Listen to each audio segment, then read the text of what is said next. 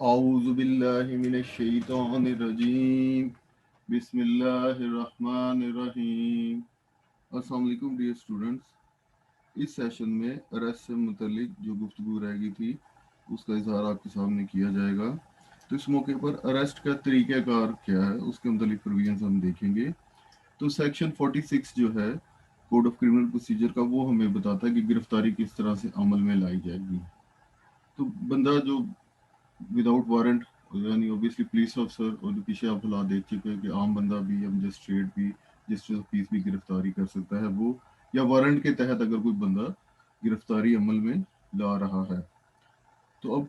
ये जो है 46 ये पुलिस अफसर को इख्तियार देता है, और सिर्फ ऐसे बंदे को जो वारंट के तहत गिरफ्तारी अमल में ला रहा है, कि वो गिरफ्तार करते हुए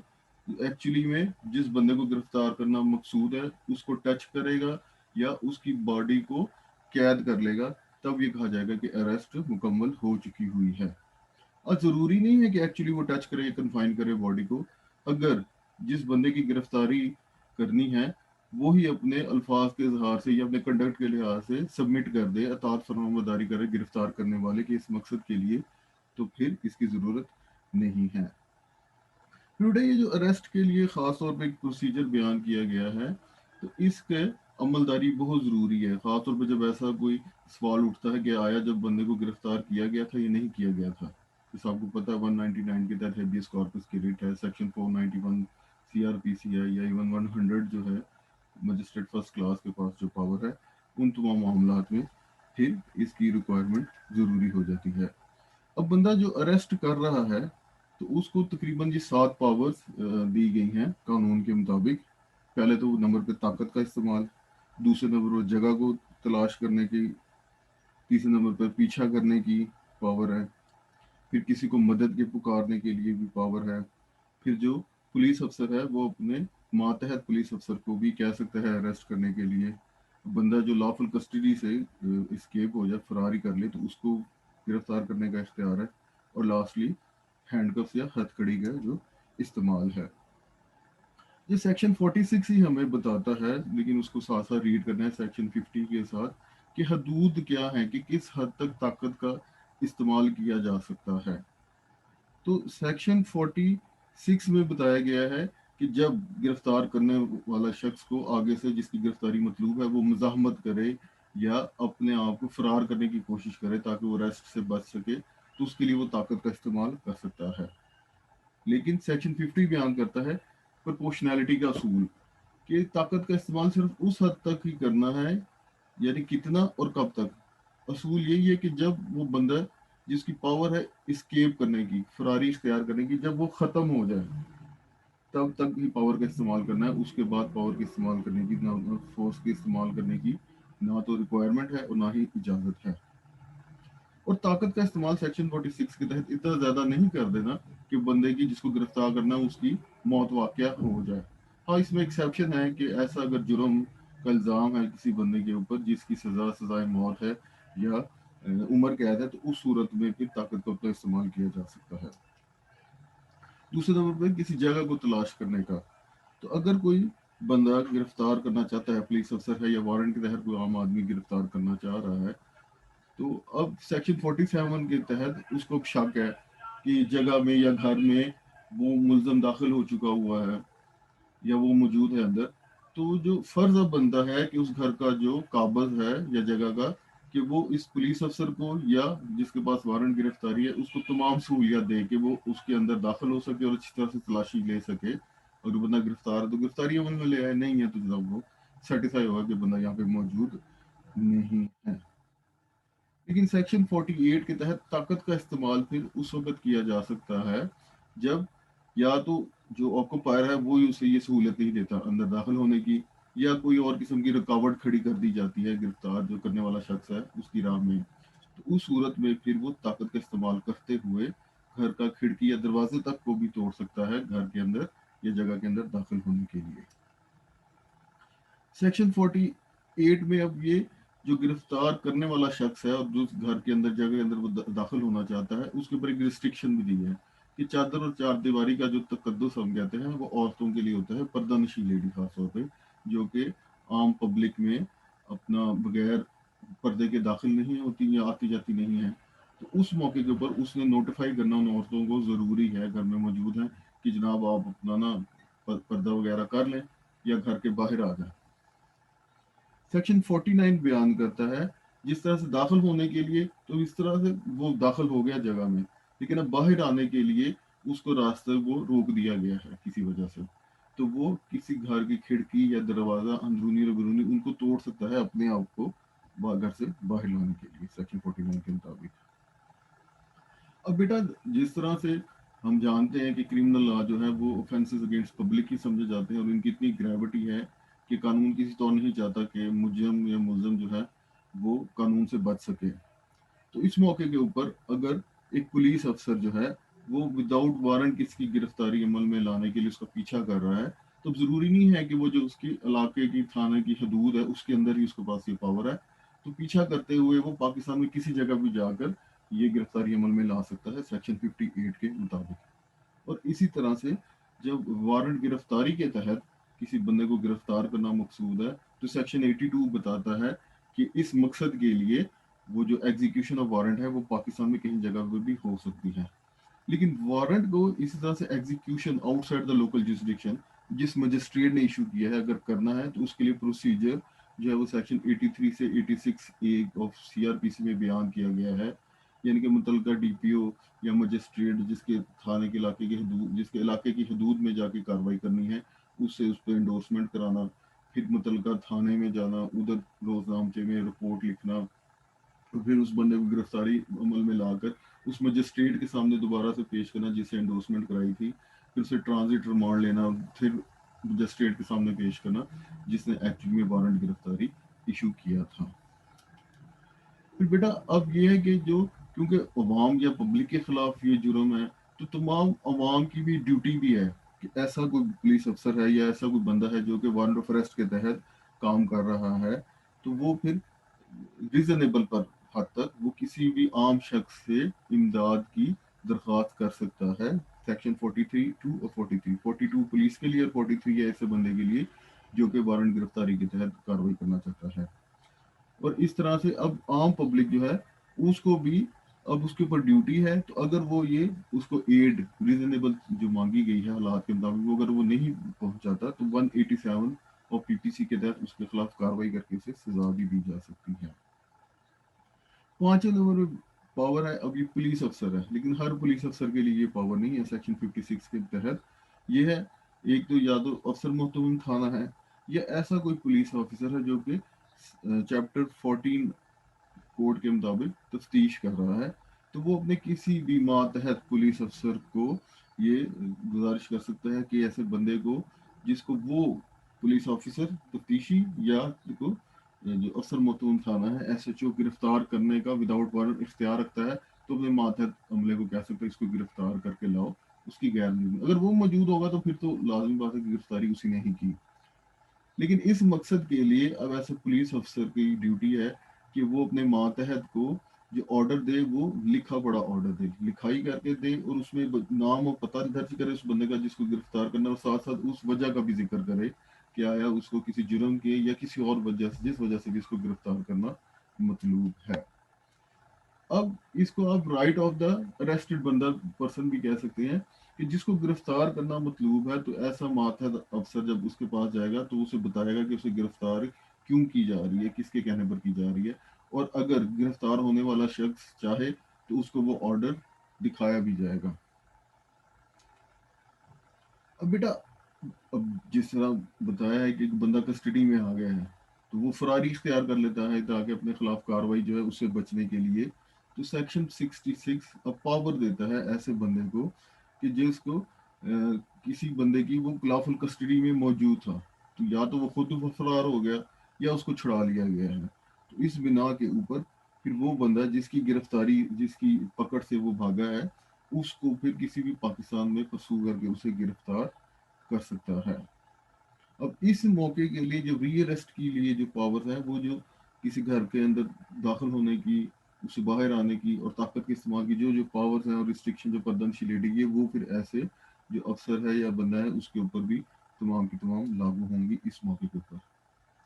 अब बेटा पावर टू हैंडकफ, जो हथकड़ी इस्तेमाल करने का जो इख्तियार है या ताकत है, उसके वाले से अगर हम आइन को भी देखें या कोड ऑफ क्रिमिनल प्रोसीजर को भी देखें, तो इनमें ऐसी कोई जिक्र नहीं है इसका। हाँ, हमें जिक्र मिलता है पुलिस रूल्स जो कि 1934 में बनाए गए थे, और वो थे subordinate legislation under the police act of 1861। लेकिन अब पुलिस एक्ट 1861 तो अमल पजीर नहीं है, इसकी जगह पे पुलिस ऑर्डर 2002 आ गए हैं। लेकिन वो रूल को अभी भी एप्लीकेबल करार दिया गया है पुलिस ऑर्डर 2002 के तहत।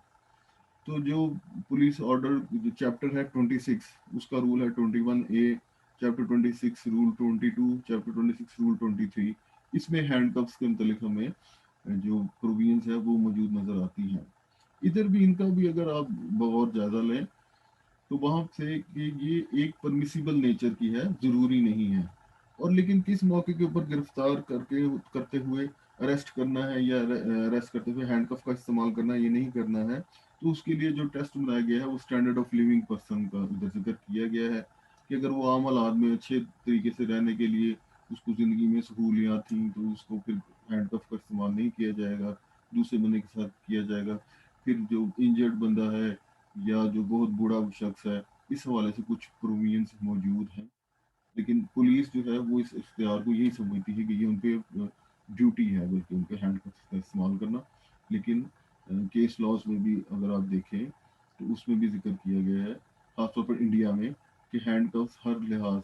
हर हालात में इस्तेमाल करना ज़रूरी नहीं है। फिर अब गिरफ्तारी अमल में ला दी। अब गिरफ्तारी अमल में लाने के बाद क्या क्या प्रोसीजर पुलिस ने अडॉप्ट करना है या गिरफ्तार करना शख्स ने करना है, तो इनको हम ड्यूटीज भी कह सकते हैं of the person who is executing the arrest. तो छह किस्म की ये तकरीबन आफ्टर अरेस्ट प्रोसीजर्स हैं, जिनमें पहले नंबर पे कि जो बंदा गिरफ्तार हो उसकी तलाशी लेना है, उसके ऊपर कोई अगर असला मौजूद है उसको मकबूज कब्जे में लेना है, मेडिकल एग्जामिनेशन की उसका कब कराना है, फिर जनाब जो पुलिस स्टेशन का रोजनामा जिसे कहते हैं डेली डायरी रजिस्टर नंबर 2, उसमें उसकी एंट्री करनी है। फिर ये जो जितनी भी गिरफ्तारी की है ये किसकी जिम्मेदारी है कि उनको रिपोर्ट करो, किसको रिपोर्ट करें। और जो बंदा गिरफ्तार हो चुका हुआ है उसको अब रिहा करना है, वो तो या तो उससे बेल लेना है या बॉन्ड लेना है, इसके अलावा उसको डिस्चार्ज नहीं करना है। सीआरपीसी का सेक्शन 169 इसको डील करता है। पर बेटा सेक्शन 51 बयान करता है कि जब भी किसी बंदे को गिरफ्तार कर लिया, अब या तो किसी तरह से बेल उसको कानूनी तौर पर नहीं दी जा सकती, यानी कि नॉन बेलेबल ऑफेंस है, या फिर ऑफेंस बेलेबल है लेकिन वो अब किस तरह से बेल नहीं मुहैया कर सकता। तो उस सूरत में फिर जो पुलिस अफसर अगर खुद अरेस्ट कर रहा है वो, या फिर अगर प्राइवेट बंदा है उसने अरेस्ट किया है और वो उस पुलिस ऑफिसर के हवाले उसने किया है, तो फिर उस सूरत में अब जिस बंदे के पास वो आया है पुलिस अफसर का, उसको एक ड्यूटी है कि वो उसको सर्च करे, और उसके ऊपर जो पहनावे के कपड़े हैं उसके अलावा जितनी भी चीजें हैं तमाम को तमाम उसने उसकी अपने कब्जे में ले लेनी है सिवाय पहने के कपड़ों के। अब हम जब पुलिस रूल चैप्टर 26 रूल 3 देखते हैं, तो उसमें भी सर्च ऑफ अरेस्टेड पर्सन का जिक्र किया गया है, तो अब उनका आगे से क्या अमल करना है। तो इस रूल के मुताबिक कि फिर पुलिस अफसर ने एक लिस्ट इन्वेंटरी बयान लिखनी है, और वो उसने कार्बन कॉपी जैसे तो करनी है। उस इन्वेंटरी पे फिर वो एक जो कार्बन कॉपी है वो डिस्ट्रिक्ट मजिस्ट्रेट को भेजने का पाबंद है। मजिस्ट्रेट को जो इलाका मजिस्ट्रेट होगा उसका सेक्शन 52 ऑफ सेट कोड जो स्टोलन प्रॉपर्टी से मुतल्लिक भी उसमें जिक्र किया गया है, उसके मुताबिक वो डुप्लीकेट को उसके पास भेज देगा। अब सेक्शन 52 यहाँ पे ये कदगन लगाता है कि औरत को जब गिरफ्तार करना मकसूद हो तो उसकी तलाशी मर्द नहीं ले सकता। इस मकसद के लिए लेडी कांस्टेबल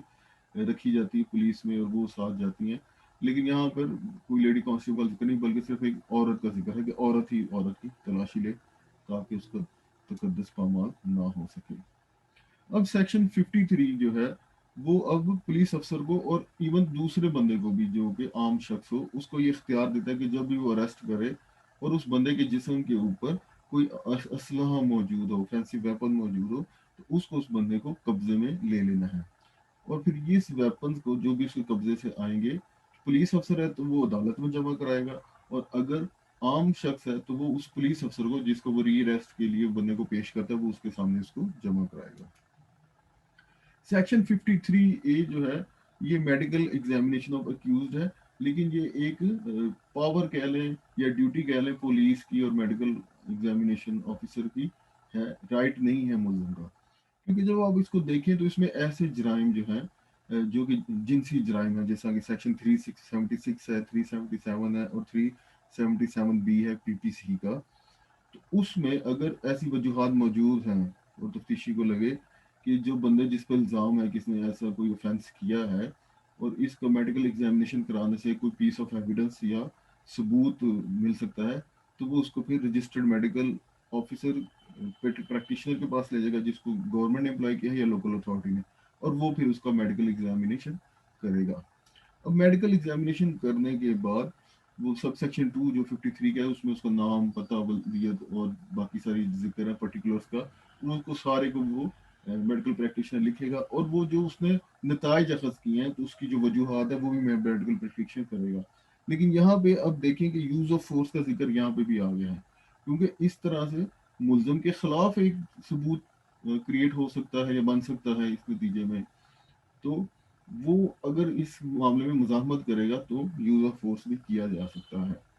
लेकिन जब हम कॉन्स्टिट्यूशन में फंडामेंटल राइट एक देखें, राइट अगेंस्ट सेल्फ इंक्रिमिनेशन, जो कि आर्टिकल 13 के बी में है, मौजूद है बी क्लॉज में,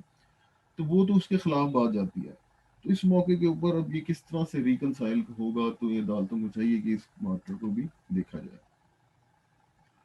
अब चौथे नंबर पर कि जो पुलिस डायरी में इंदराज करना है, तो वो अब पुलिस ऑर्डर 2002 के आर्टिकल 167 के तहत ये पुलिस की ड्यूटी है, जिसका maintenance daily diary at police station है, कि एक रजिस्टर जो है वो प्रिस्क्राइब फॉर्म में हर पुलिस स्टेशन में रखा जाएगा और उसमें ये इंदराज किया जाएगा। और भी उसमें काफ़ी इंदराज होते हैं, लेकिन जितने भी कंप्लेनेंट्स उधर आए हैं, जितने बंदों को गिरफ्तार किया गया है और गिरफ्तार शुदा बंदों के खिलाफ पे क्या क्या इल्ज़ाम थे और क्या क्या प्रॉपर्टी या वेपन उनसे बाजियाब हुए हैं, और इसके अलावा जो जो और अगर कोई विटनेसेस हैं जिनका बयान रिकॉर्ड किया जाएगा, तो इस डेली डायरी में उसका जिक्र होना ज़रूरी है।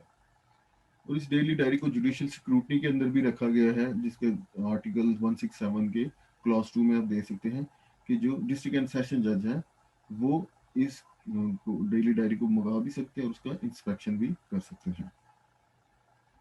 बेटा जब हम सेक्शन 62 देखते हैं, तो अफसर मोहतमम थाना, जो एसएचओ भी जिसे आप कहते हैं, उसकी अब ये ड्यूटी लगाई गई है कि वो डिस्ट्रिक्ट सुपरिटेंडेंट ऑफ पुलिस, जो कि अब आपके डीपीओ या सीसीपीओ या सीपीओ हो चुके हुए हैं, वो, या डिस्ट्रिक्ट पब्लिक सेफ्टी कमीशन जो पुलिस ऑर्डर 2002 के तहत बनाए गए थे, और इसमें जिक्र जिला नाज़म का भी था, लेकिन जिला नाज़म तो मौजूद नहीं है, और प्रोवाइजो में जिला नाज़म की गैर मौजूदगी में डीसीओ का जिक्र था, डीसीओ भी मौजूद नहीं है। तो कम अज़ कम बहरहाल डिस्ट्रिक्ट पब्लिक सेफ्टी कमीशन अगर मौजूद है, या जो उनका ज़िले का इंचार्ज है पुलिस ऑफिसर, उसको भी भेजना इसके लिए ज़रूरी है। इसके वाले से आप चैप्टर 26 में रूल 8 भी दे सकते हो, सारा तरीक़ेकार और फॉर्म बताया गया है कि किस तरह से इन पर रिपोर्ट करनी है। फिर बेटा लास्टली आप देख सकते हैं कि किसी बंदे को गिरफ्तार कर लिया है, तो उसकी रिहाई जो है, एक तो हम तरीक़ेकार देख चुके हुए हैं कि जनाब बेल के ज़रिए से या बेल बॉन्ड लेके ना उसको उसको बंदे को रिहा किया जा सकता है।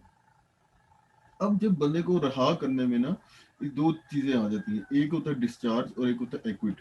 एक्विट तो होता है कि उसके खिलाफ मुकदमे की पूरी कार्रवाई हुई और वो बेगुनाह हो गया, अब डबल जेपटी के तहत उसके खिलाफ दोबारा से कार्रवाई नहीं हो सकती। लेकिन डिस्चार्ज जैसा पुलिस के पास पावर है, तो वो सेक्शन 63 में बयान करते हैं कि बगैर मजिस्ट्रेट के वो डिस्चार्ज नहीं कर सकता या बेल बॉन्ड लिए बगैर, और अल्टीमेटली मजिस्ट्रेट ने डिस्चार्ज करना है, और उसके लिए जो कानून है वो मजिस्ट्रेट की पावर है वो 249A में है, अब जबकि सेशन कोर्ट की पावर है 265K में। तो वो दोनों डिस्चार्ज कर सकते हैं, लेकिन पुलिस के पास जो है सेक्शन 63 के तहत उसने बगैर बेल बॉन्ड लिए उसको डिस्चार्ज नहीं करना या मजिस्ट्रेट के ऑर्डर के बगैर। इस मौके पर अब हम देख लेते हैं कि अरेस्टेड पर्सन जो है उनके उसके क्या क्या हकूक कानून में या आइन में मौजूद हैं, कि उसको क्या क्या सहूलियात देनी ज़रूरी हैं। तो बेटा ये तकरीबन 7 किस्म के मेरे राय में कोई हकूक हैं जो अरेस्टेड पर्सन के, कि उसे जनाब जिन वजूहत की ना गिरफ्तार किया गया उसका बताना, बेल का इख्तियार राइट है हो सकता है, मजिस्ट्रेट के पास फौरी तौर पर लेके जाना, और अगर 24 घंटे से ज़्यादा उसको रखना है कस्टडी में पुलिस ने, तो मजिस्ट्रेट से इजाज़त के बगैर नहीं रखा जा सकता। अपनी मर्ज़ी के वकील से सलाह मशवरा करने का इख्तियार राइट है, और किसी बंदे को अपनी गिरफ्तारी के अंदर बताने का असूल है, और लास्टली कि मेडिकल प्रैक्टिशनर से एग्जामिन करने का उसके पास राइट है। तो बेटा ये तो आप देखते हैं कि ये ना सिर्फ स्टैट्यूटरी बल्कि ये एक कॉन्स्टिट्यूशनल राइट भी है। आर्टिकल 10 में इसका जिक्र भी है कि बेशक वारंट या वारंट के बगैर बंदे को गिरफ्तार किया जाए तो फौरी तौर पर उसे वो वजूहात बतानी ज़रूरी है कि जिसकी ग्राउंड्स की बना के ऊपर उसको गिरफ्तार किया जा रहा है। अब ये जो गिरफ्तारी की जो उसको बताने की वजूहात हैं, तो इसकी कुछ 4 वजूहात हो सकती हैं। सबसे पहले नंबर पर आप देख सकते हैं कि अगर शक की बुनियाद के ऊपर गलती लग गई है पुलिस वाले को या बंदा जो गिरफ्तार कर रहा है, तो वो उस बुनियाद के ऊपर गलतफहमी को या गलती को दूर कर सकता है बंदा बताते हुए कि किस वजह से किया है। ठीक है कि हाँ अमीन को गिरफ्तार करना है लेकिन आप ज़मीर को गिरफ्तार कर रहे हैं, तो अपना शनाख्ती कार्ड दिखा के इस बात को क्लियर कर सकता है। फिर दूसरे नंबर पर उसका बेल का तो अवेलेबल ऑफेंसेस में मैटर ऑफ राइट है, वो बेल दे सकता है, या फिर वो अगर उसको हब्स बेजा में रखा गया तो रिट ऑफ हिबियस कॉर्पस के लिए इंतजाम कर सकता है। और लास्टली के जो जुर्म लगा है तो उसकी अब डिफेंस का इख्तियार तो मुलजिम के पास मौजूद रहता है, तो उस हवाले से भी वो अपने जो इंतजाम कर सकता है। अब राइट टू बेल जो है ये हर किस्म में बेल उसका राइट नहीं है। कुछ मामला में मैटर ऑफ ग्रेस है, वो भी अदालत की हद तक, लेकिन बहरहाल कुछ ऐसे मामला हैं वो ये हमें जिक्र मिलता है सेक्शन 496 एंड 497 ऑफ सीआरपीसी, और साथ ही इसका डिटेल जो प्रोसीजर है पुलिस अफसरान के लिए वो चैप्टर 26 रूल 21 जो है पुलिस रूल्स 1934 का, उसमें इसका जिक्र किया गया है। अब 496 के मुताबिक तो बेलेबल ऑफेंस वो हमने देखना है, शेड्यूल 2 जो है सीआरपीसी का, उसमें तो पता लग गया कि ये ऑफेंसेस बेलेबल हैं, और बाकी जो ऑफेंसेस नॉन बेलेबल हैं उसमें भी अगर तो जुर्म की नौयत ऐसी है कि उसकी सज़ा जो कि डेथ पनिशमेंट नहीं है या कैद उम्र कैद नहीं है या 10 साल से उसकी सज़ा या उससे ज़्यादा नहीं है, तो उस सूरत में अगर वो बंदा बेल दे सकता है तो पुलिस ऑफिसर या अदालत, तो इन दोनों ये बेल ले सकती हैं इस मौके के ऊपर, तो ये दोनों के पास ये इख्तियार है। तो फिर अगर पुलिस नहीं लेती, अमूमन नहीं लेती मामला में, तो वो कोर्ट के सामने पेश करती, फिर कोर्ट जिस मजिस्ट्रेट जिसके पास ये है इख्तियार जुरिस्डिक्शन है वो उसकी फिर वो बेल ले लेगा इन मामला में। तो बेलेबल ऑफेंसेस में मैटर ऑफ राइट है, लेकिन नॉन बेलेबल ऑफेंसेस में मैटर ऑफ राइट बेल नहीं है। अब तीसरे नंबर पे आप देख सकते हैं कि आर्टिकल 10 कॉन्स्टिट्यूशन का आपने पढ़ा हुआ है, और सेक्शन 60 जो है सीआरपीसी का, उसमें ये कदगन लगाई गई है कि जिस बंदे को गिरफ्तार करना है तो फौरी तौर पर उसको मजिस्ट्रेट के सामने पेश करना है। इसकी कई वजूहत हैं, लेकिन ख़ास तौर पर एक बंदे को जुडिशल स्क्रूटनी से गुजारना मकसद है, ताकि जिस बंदे को गिरफ्तार किया गया है तो बेल लेनी है उसकी या अदालत ने देखना है डिस्चार्ज की के हवाले से, तो वो फौरन ले जाए। उसके लिए टाइम लिमिट रखी गई है, जो फौरी बात की गई है वो 24 घंटे का जिक्र है, लेकिन उसमें आर्टिकल 10 में जिसका बनाया गया है कि वो वक्त है जो कि जहाँ से गिरफ्तार किया गया है और जहाँ अदालत मौजूद है, मजिस्ट्रेट मौजूद है, तो उस टाइम को एक्सक्लूड, सफर जर्नी जो है ना उसका टाइम को एक्सक्लूड कर किया जा सकता है, तो वो थोड़ा 24 घंटे में भी कमी बेशी की जा सकती है, लेकिन उसूल 24 घंटे का ही है। और सेक्शन 167 को आप देखें कि अब उसमें बयान किया गया है कि अभी किसी वजह से जो तफ्तीश है वो 24 घंटे के अंदर मुकम्मल नहीं हो सकी, लेकिन तफ्तीशी के पास ऐसी वजूहत मौजूद हैं जिसको उसको लगता है कि जो उसके खिलाफ इल्ज़ाम है या जो इतला है जुर्म की वो काफ़ी ज़्यादा वेल फाउंडेड है, तो उस सूरत में अब वो और ज़्यादा तफ्तीश करना चाहता है उससे 24 घंटे के ज़्यादा, तो फिर ऑफिसर इंचार्ज जो है पुलिस स्टेशन का वो, या जो सब इंस्पेक्टर अगर इन्वेस्टिगेशन ऑफिसर है वो, उसकी अब ड्यूटी है कि वो नियरेस्ट मजिस्ट्रेट के पास, और साथ ही साथ जो केस डायरी आप 172 जब सीआरपीसी देखेंगे या इन्वेस्टिगेशन के मतलब हम बात करेंगे उधर इसका जिक्र आएगा, तो उसकी कॉपी जो है वो ऐसे मजिस्ट्रेट के पास भेजे। तो सब इंस्पेक्टर अगर नहीं होगा तफ्तीशी से नीचे होगा तो वो खुद जाना उसके लिए फिर इस शिक के तहत जरूरी है, तो मजिस्ट्रेट के पास लेके जाएंगे इसको। ठीक है, तो ये अब यहाँ पे जैसा रिमांड की बात होती है ना, तो रिमांड 167 के तहत अब मजिस्ट्रेट के पास फिर अब ये पावर है, बेशक उसकी जुरिस्डिक्शन है या नहीं है, तो वक्तन फवक्तन जो रिमांड, फिजिकल रिमांड के लिए कस्टडी पुलिस के हवाले मुलजम की कर सकता है। लेकिन उस सूरत में भी जो टोटल टाइम पीरियड है वो 15 डेज है। तो 24 घंटे तो पुलिस ने पहले ही इस्तेमाल कर लिए, तो बकाया 14 डेज है मजिस्ट्रेट दे सकता है, उससे ज़्यादा का वो रिमांड नहीं दे सकता। हाँ, लेकिन अगर मजिस्ट्रेट समझता है कि फर्दर रिमांड की ज़रूरत नहीं है, लेकिन उसके ऊपर उसकी एक लिमिटेशन है कि ये जो जिस जुर्म का इल्ज़ाम है उसकी जुरिस्डिक्शन उसके पास नहीं है और ना ही वो ट्रायल के लिए भेज सकता है, तो वो इस मौके के ऊपर ऐसे मजिस्ट्रेट के पास भेज देगा जिसके पास ये पावर या इख्तियार है। अब रीज़न जो है इसके, तो पहले नंबर पर तो एक ये है कि आर्टिकल 37 भी आप देखेंगे जब कानून शहादत का, तो कोई इंड्यूसमेंट, कोई लालच, कोई फोर्स किसी बंदे से इकरार जुर्म करने के लिए इस्तेमाल नहीं की जा सकती, या अगर की भी जाती है तो उसकी कोई कानूनी हैसियत नहीं है। तो इसी तरह से जो पुलिस कस्टडी है, इसको जो पुलिस वाले हैं वो किसी से इतला या इंफॉर्मेशन लेने के लिए या किसी बंदे से कन्फेशन कराने के लिए इस्तेमाल ना कर सके। दूसरे तौर पर अब जो पुलिस की जो लॉकअप है वो किस तरह से भी जो जेल है उस मकसद के लिए, प्रिजन के मकसद के लिए इस्तेमाल नहीं की जा सकती, क्योंकि ना वो बनाई गई है ना ही सूटेबल है इस काम के लिए। और तीसरे नंबर पर अब जो मैटर जैसा का जिक्र आगे हुआ है, बेल का मामला है या डिस्चार्ज अगर करना है मुलजम को, उस हवाले से है, तो जुडिशियल ऑफिसर क्योंकि एक इंडिपेंडेंट ऑफिसर होता है, तो उसके पास मुलजम को ले जाया जा सके और उसके फिर ये इन चीज़ों का वो फैसला अच्छे तरीके से कर सके। फिर बेटा जो लीगल प्रैक्टिशनर को कंसल्ट करने का जो राइट है वो हम देखते हैं आर्टिकल 10 ऑफ द कॉन्स्टिट्यूशन में मौजूद है, और सेक्शन 340 ऑफ सीआरपीसी में भी इस बात को रिकग्नाइज किया गया है कि हर अरेस्टेड बंदा जो है उसको ये इख्तियार है कि वो अपनी लीगल काउंसिल या कानूनी राय मशवरा ले सके। उसका वक्त उसी वक्त स्टार्ट हो जाता है जब उसको गिरफ्तार किया गया है। हाँ, इसमें ये है कि जो फरार ना बंदा कर सके, तो पुलिस अफसर की मौजूदगी तो काबिल बर्दाश्त है, लेकिन इतना फासला फिर भी रखा जाएगा कि पुलिस अफसर जो उनके दरमियान में गुफ्तगू हो रही है वो उसको सुन ना सके। लास्टली कि बल्कि 6 नंबर पर कि आर्टिकल 4 जो है ड्यूटीज ऑफ पुलिस बयान करता है, पुलिस ऑर्डर 2002 का, उसमें जो एक ये ड्यूटी रखी गई है एक पुलिस ऑफिसर की, ठीक है, कि जो उसका आर्टिकल का क्लॉज 1 है, उसका सब क्लॉज के में बयान किया गया है कि पुलिस अफसर की ये जिम्मेदारी है कि वो इंश्योर करे कि जिस बंदे को गिरफ्तार किया गया है, तो उस बंदे की मर्जी का जो कोई शख्स है उसको इतला देना जरूरी है कि ये बंदे को गिरफ्तार कर लिया, अब ये पुलिस की कस्टडी में मौजूद है। अगर ये इस पर अमल नहीं करता तो ये काबिल सजा है। Lastly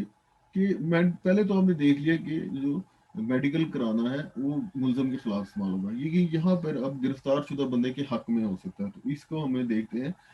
chapter 26 rule 6 of the police rules, कि जो बंदे किसी भी बीमारी का शिकार है और वो अंडर अरेस्ट है, तो उस सिलसिले में अगर तो जब बंदे को गिरफ्तार किया गया था तब वो किसी इलनेस का शिकार था या उसको कोई चोट वगैरह लाक हो गई, या दौरान कस्टडी उसको कोई बीमारी लाक हो गई या चोट हो गई, तो उस सूरत में फौरी तौर पर उस बंदे को मेडिकल एग्जामिनेशन के लिए लेके जाना ज़रूरी है, ताकि जो उसकी इंजरी है या इलनेस है उसका वजह पता लगाया जा सके कि है क्या और क्यों है, और उसका फिर प्रॉपर इलाज हो सके।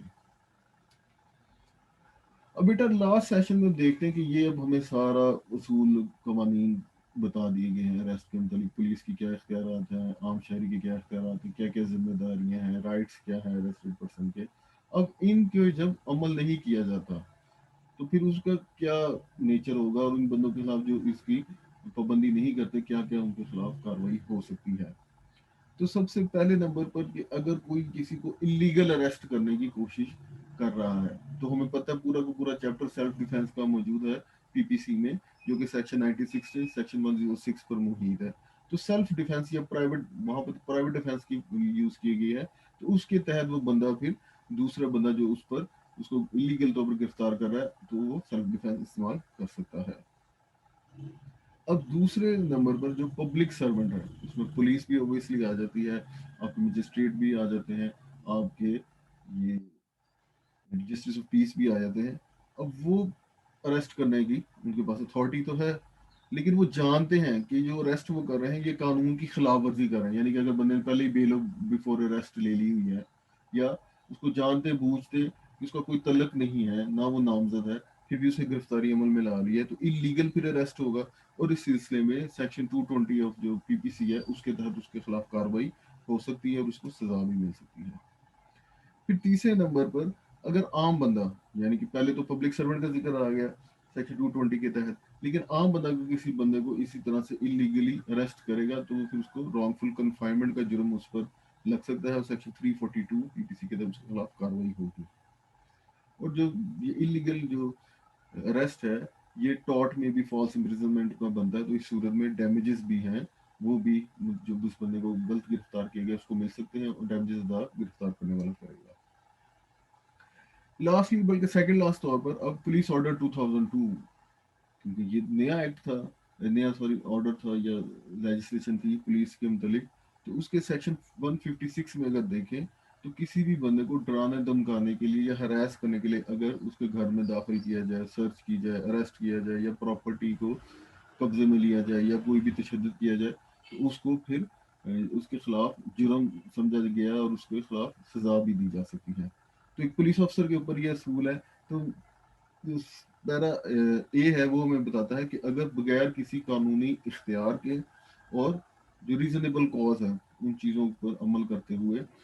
के बगैर कोई बंदा अगर किसी घर में दाखिल हो जाए, उसकी तलाशी ले या किसी और को घर में दाखिल होने तलाशी लेने के लिए मजबूर करे या उसको उकसाए किसी भी बिल्डिंग टेंट वैसल में, और दूसरे नंबर पर गैर कानूनी तौर पर या बगैर ज़रूरत के किसी बंदे की प्रॉपर्टी जो है उसको कब्जे में ले लें, किसी भी बंदे की है कि डराने धमकाने की नीयत से, विक्सेशियसली का मतलब ये है। फिर वो बगैर किसी वजह के किसी बंदे को रोके रखे, डिटेन कर ले, कैद महबूस कर ले, उसकी तलाशी ले या अरेस्ट करे किसी बंदे को डराने धमकाने लिहाज से, या अल्टीमेटली अपनी कस्टडी के दौरान में उसके ऊपर वायलेंस या टॉर्चर करे, तो इस सूरत में इस पुलिस अफसर के खिलाफ कार्रवाई हो सकती है आर्टिकल 156 के तहत। और अगर जुर्म साबित हो जाए तो उसको सजा जो दी जा सकती है वो 5 साल तक कैद और जुर्माना भी उसको दिया जाएगा। लास्टली बेटा जो 6 नंबर पर है कि कॉन्सिक्वेंस है कि पुलिस ऑर्डर 2002 के आर्टिकल 157 के तहत कि अगर कोई पुलिस ऑफिसर किसी मुलजम को गिरफ्तार करता है लेकिन उसको डराने धमकाने की, हरास करने की नीयत से या गैर जरूरी तौर पर वो डिले कर देता है उस बंदे को, यानी कि 24 घंटे की जो शर्त है उसके अंदर वो अरेस्टेड पर्सन को किसी कोर्ट या किसी भी अथॉरिटी जिसके पास पेश करना की उसकी ड्यूटी थी वो ऐसा काम नहीं करता है, तो उस सूरत में उसके खिलाफ कार्रवाई हो सकती है। और अगर जुर्म साबित हो जाए तो उसको सजा जो दी जा सकती है वो 1 साल तक और उसको जुर्माना भी होगा। और ऑब्वियसली जब कन्विक्शन हो जाए अदालत से तो डिसमिसल फ्रॉम द सर्विस भी उसके लिए हो जाती है। तो बेटा ये था आपके साथ अरेस्ट से मुतलिक बातचीत। कोड ऑफ क्रिमिनल प्रोसीजर के तहत कोई भी क्वेश्चन है आपका या कोई भी आप इसमें और ऐड करना चाहते हैं बात, तो आप इसको क्लास में भी बयान कर सकते हैं, इधर